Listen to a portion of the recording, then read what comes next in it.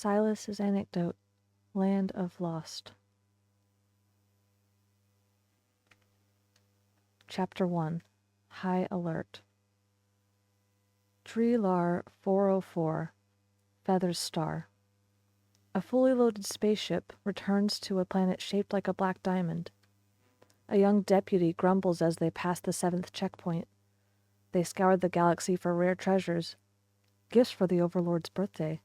Yet here they are, being treated like petty thieves by the guards. There weren't so many inspections when we left. Didn't you see the latest notice? The captain pulls up a holographic screen with an urgent alert that states the following. Sylus has been spotted near Feather's Star. All checkpoints are on high alert. Sylus? That name rings a bell. The captain opens the galaxy-wide wanted poster that every spaceship received. Right at the top is Sylus. Most wanted criminal in Sylus' history. The only one to ever escape the space-time prison. A real legend. With a skeptical look, the deputy mutters, "Sure, but that's in Sylus. If he swings by here, he won't be a big deal." Then why is the Overlord making us jump through all these hoops? The deputy pauses, still cocky as ever. While the Overlord was conquering other planets, this Sylus probably wasn't even a twinkle in his old man's eye. He was lucky, a deep voice from behind says. Startled, they stand up, their hands going to where their weapons should be, but their holsters are empty. Two strange swirls of black-red mist, as if obeying a master, hover in midair. Each cradles a gun. Emerging from the spaceship's shadows, a tall figure appears, his striking features matching the wanted poster on the flickering holographic screen.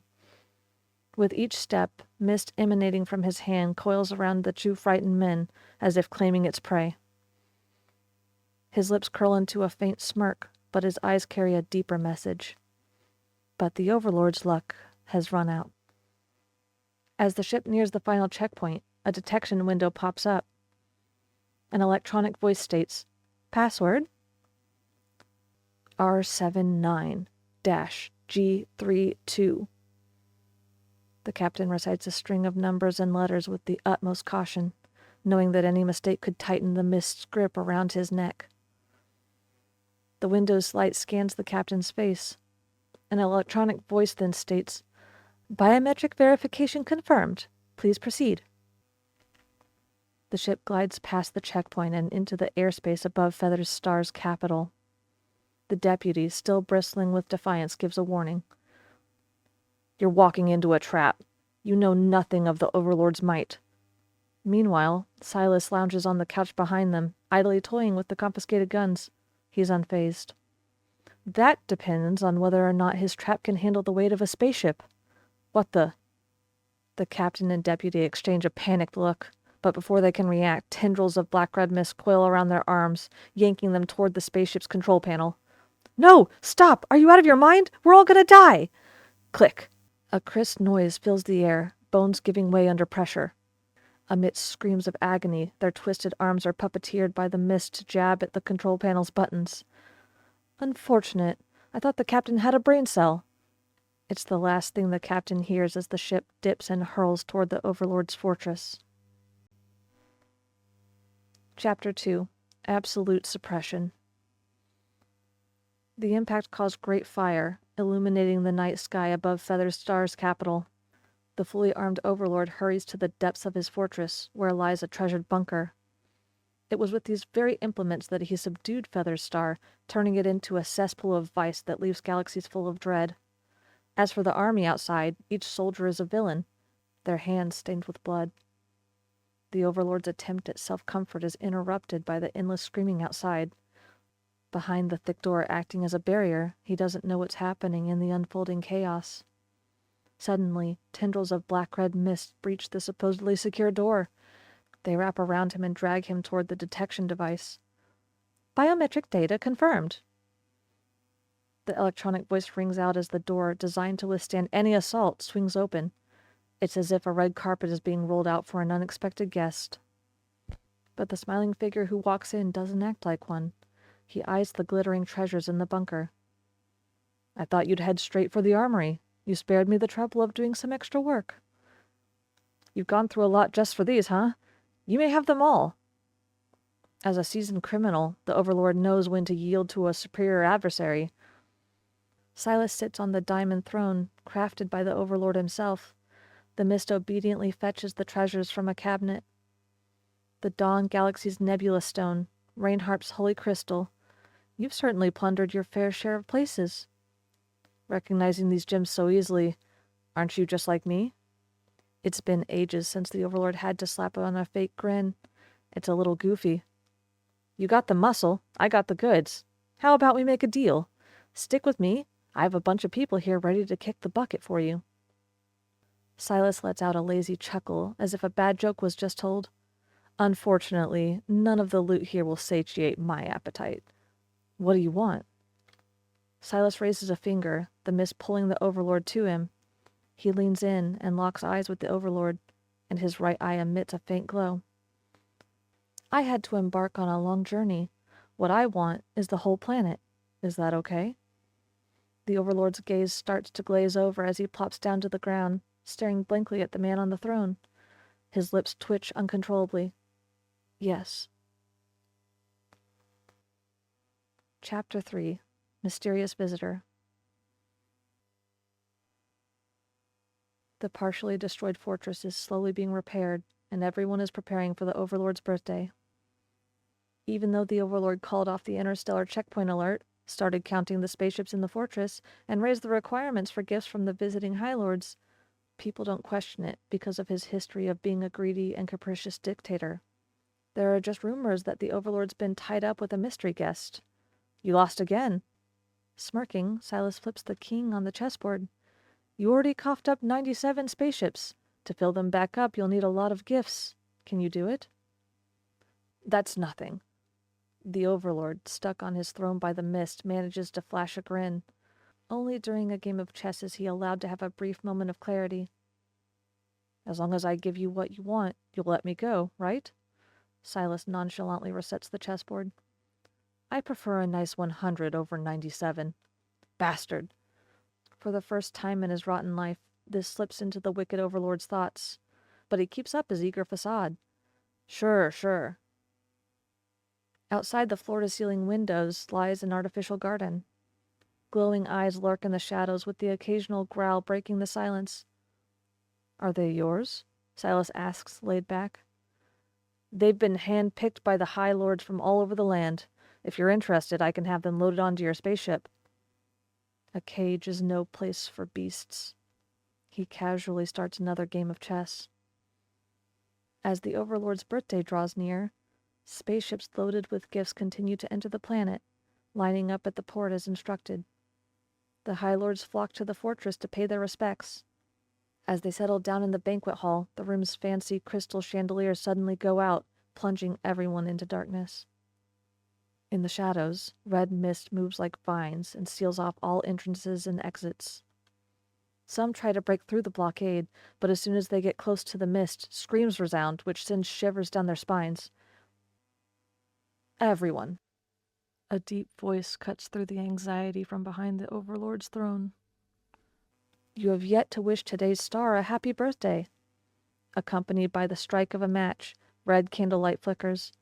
It casts an eerie glow on a sharply outlined face, his light hair barely visible. Sylus casually settles at the edge of the banquet table, sticking a lit candle into the elaborately decorated cake at its center. The faint lighting reveals a hint of fear in the guest's eyes. Oh, wait. I don't know how old the Overlord is this year, Sylus remarks. He taps the area around his right eye. The Overlord, under the sway of some mysterious force, is unaware of his surroundings, so when he snaps out of it, he finds the High Lords all ensnared in the candlelight and mist along the table. You've been around for a long time. Missing one birthday won't be the end of the world, Sylus says as he spreads some frosting onto a cake knife. He brings it to the Overlord's lips. But if this is our final celebration, we should make it unforgettable. Sylus, please, spare me. I'll give you anything. As the knife touches his quivering mouth, the sickeningly sweet frosting mixes with the taste of blood, triggering painful vomiting. The undisputed ruler of this dark planet is being played like a fool. It's a sight that, combined with the name Sylus, leaves the long, extravagant High Lords powerless to fight back. Our army, outside, a High Lord struggles in his final breath. As if on cue, a deafening explosion echoes from afar and shakes the banquet hall. The Overlord can't help but widen his eyes. There goes the candle I set in the armory. Happy birthday. Sylus relishes the way that everyone's faces change in the dim light. Now it's your turn to show some sincerity. He stands up and pats the Overlord's shoulder. The Overlord's life is a storage's worth of treasures from 100 ships. Anyone who brings less might not taste the birthday cake today. Chapter 4. Out of Reach. Arresting Sylus is Meyer's dream. He used to think every astral enforcer shared it, but his boss's cryptic smile told a different tale. Kid, it's good to dream. In time, he understood what his boss meant. It's better to admire dreams from afar. Yet a spark still flickers in Meyer's heart.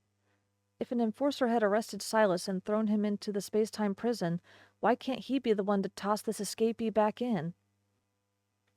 Meyer's best shot at capturing Sylus was in the capital of Sylus. Maybe Sylus assumed the most dangerous spot was the safest because that notorious fugitive strolled in like he owned the place. But soon enough, Meyer realized that Sylus didn't even need those people trying to arrest him as a threat. The traps set by enforcers were like spiderwebs, crumbling at the slightest touch in the face of overwhelming power. Some squad members, their brains having experienced mind control, were never the same and left the job for good. After that, word of Sylus's whereabouts drifted through the space regions like a nightmare. Every sighting was paired with crimes. Yet unbelievable as they are, these acts somehow never affect the space citizens' lives. Many have become legends, in fact. So, for most astral enforcers, catching Sylus was an impossible dream. When word gets out about a possible Sylus sighting near Feather's Star, not a single enforcer in the fleet except Myers seems keen on pursuing it. Feather's Star itself is like a swamp overrun by crooks, and the astral enforcers have always steered clear of it. Arresting one criminal is fair game, but when the bad guys band together and gain the upper hand, dealing with them is no walk in the park. In the end, Meyer enters Feather's Star on his own accord, and the first thing that strikes him is the insane number of ships lined up at the port. These are all the High Lord's gifts for the Overlord's birthday. I have no clue where they went prowling to get such a haul. The number of ships is easily in the dozens, a whole lot more compared to years past. The port official grumbles. Meyer grimaces. The offhand remark of prowling by the official hints that countless planets and regions were pillaged. A squad of fully armed Feather's Star soldiers stormed into the port. By the Overlord's orders, these ships are now under military control. Once the Overlord's seal is verified by the system, the official watches with deference as the soldiers board each ship one at a time. The High Lords must be throwing quite the party for the Overlord's birthday. I envy them. I wonder if I'll ever get a shot at attending his birthday. The official casts a wistful glance at the Overlord's fortress in the distance. Chapter 5. Judgment of Fate. After using up a substantial amount of energy for several days, Sylus can keenly feel he's hit his limit. An invisible tether within holds him back from tapping into more power. If any of the captives in the banquet hall were sharp enough, they'd notice the mist is slowly losing its grip. Sadly, the days of being cooped up and mentally battered have already broken these pleasure-seeking cowards. Sylus gazes at the artificial garden beneath the inky sky, those animalistic eyes silently locking onto him. He wonders how long they've been trapped there, and if their wild instincts remain. Sylus, my coffers have been emptied out. Trembling, a High Lord makes a confession. It's clear this last one is unable to cough up an amount equal to 100 ships. Sylus saunters over just as the shivering man cowers, scared he'll end up as a minion like the Overlord. Please, please, he begs, closing his eyes. Sometimes real treasures aren't what you see with your eyes, Sylus remarks. He taps his temple with his finger. A smile appears on his lips as he looks at the High Lord. A nugget of valuable intel often fetches a sliver of life. The High Lord cautiously opens his eyes and sneakily glances at his peers before gritting his teeth. I know there's a High Lord here who has quite the fortune elsewhere. It's enough to fill 200 ships. With that piece of info revealed, a wave of betrayal and accusations ensues. In a desperate bid to survive, the High Lords turn on one another, spilling secrets as easily as snow falls in winter. I have some intel. It's about the ether core. Sylus's fingers pause from their fidgeting with a brooch. He flicks it onto the table, and the clinking of metal sends a chill down the spines of these desperate men. Have you ever heard of the Eye of Ether? The Overlord stashed it away in the vaults beneath the Northfall Mountains. Sylus glances at the Overlord's face as he sits on the throne. His reaction speaks volumes. A smirk appears on Sylus's face. He always relishes those absurd yet enthralling twists of fate, just like now, when the elusive echo in the cosmic void he's relentlessly pursued unveils itself unexpectedly. Suddenly, a string of lights appears on the horizon. A fleet of ships depart from the port, forming a dazzling necklace in the night sky. Whenever the stars align perfectly, Sylus finds himself entertaining thoughts of destiny. Now is the time to act on it. He casts one last look over his shoulder. He sees the table and the cowards still double-crossing one another. Maybe their fate, too, should be left to the destiny's whims. He takes out his gun and unleashes a flurry of shots at the floor-to-ceiling windows. The High Lords cease their bickering, their eyes widening in horror at the firearm and pieces of glass littering the floor. Sylus walks over the glass shards and marches into the artificial garden. Under the moonlight, the eyes hiding in the vegetation blink to life one by one, moving closer to him. Let's see what's left of you after spending so much time in captivity. His right eye scans each bestial gaze. The turmoil in them begins to settle, replaced by a simmering hatred akin to blades being unsheathed in the darkness. Their thirst for vengeance is directed at those responsible for hunting, butchering, and imprisoning them. With a snarl, the beasts bare their teeth. Shadows dart into the banquet hall. The nefarious villains barely have a moment to let out a scream before their blood paints the sin-stained fortress of vivid crimson. Meanwhile, Sylus vanishes into the night. Meyer, did you hear how everyone from the Overlord to High Lords in the Feathers Star died overnight? They're saying the beasts kept in the fortress went mad and tore them to shreds. The scene is too gruesome to describe as a river of blood. Just one glance at the holographic replica can haunt someone for life. And on that night, several hundred ships left the port. We tracked them for a bit as they headed to various planets. Then their signals disappeared. The enforcers in the fleet are talking about the terrifying night of blood that took place on the Feathered Star. Meyer enters the simulation room, pulling up the crime scene data for a holographic recreation. Fighting through discomfort, he tries to find evidence to confirm his suspicions. Sylus did it!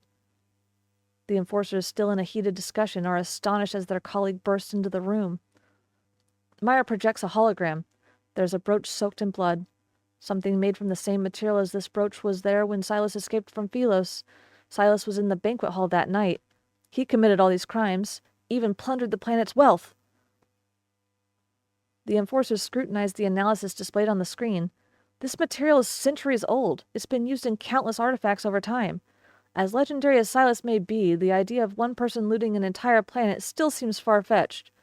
But without those tyrants, the creatures of Feather Star were spared. They almost went extinct.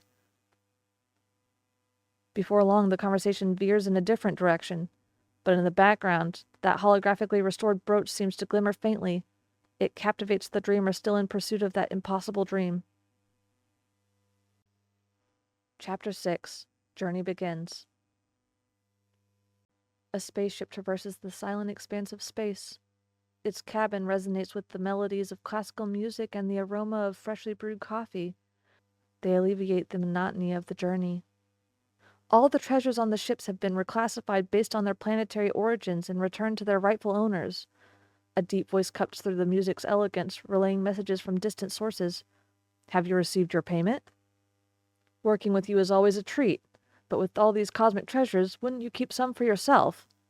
What makes you think I haven't? Sylus glances at the floating, transparent orb, tiny blue lights dancing within it.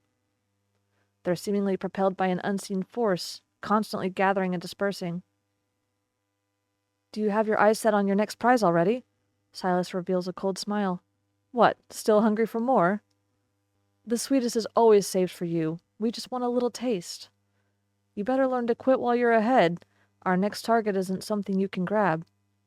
Sylus impatiently flicks his finger, and the comms channel is abruptly cut off. The cabin then unveils a massive holographic interstellar map. The floating orb suddenly convulses violently, its tiny lights breaking free and scattering across the map. They gradually regroup and point to a small planet. The map zooms in on the destination beneath the eye of ether. It's encircled by holographic particles in constant flux, which indicates strong energy fluctuations. Sylus observes the map, a touch of melancholy in his gaze. I see it. He slightly squints before commanding the cabin's AI system. Find me a suitable location. Now searching. Please wait. The electronic voice chimes in. Location found. The area is currently experiencing substantial protofield disturbances, creating a massive vortex of magnetic fields. This twists and refracts light, rendering direct entry impossible. It is forever shrouded in darkness. What a fitting choice. You think I belong in a place like that? Sylus reclines in his seat, peering through the viewport where interstellar particles sparkle like diamond dust. Thank you for the half-hearted compliment. Now switching to autopilot mode. Have a pleasant journey. The spaceship glides through the floating dust cloud in the eternal darkness and heads to a distant horizon. In a place starved of sunlight, only neon lights decorate the darkness. Towering skyscrapers fade into the gloom, exuding a perilous atmosphere at every street corner. It lingers around the passerby. Sylus wanders casually, hands in his pockets, as if navigating the liveliest part of town. If you don't like dying, hand over everything you got, a low voice says. It's accompanied by the cold touch of a gun barrel. Sylus turns, his eyes briefly scanning the large figure behind him. A slow chuckle escapes his lips.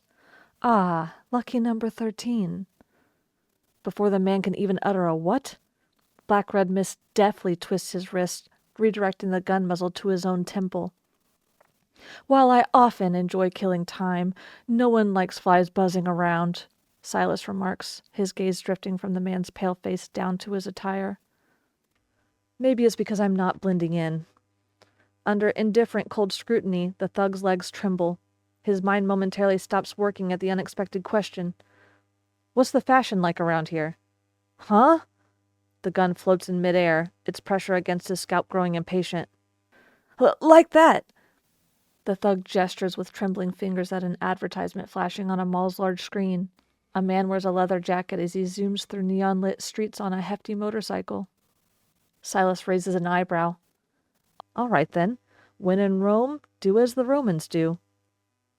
The N109 zone is about to greet its new ruler.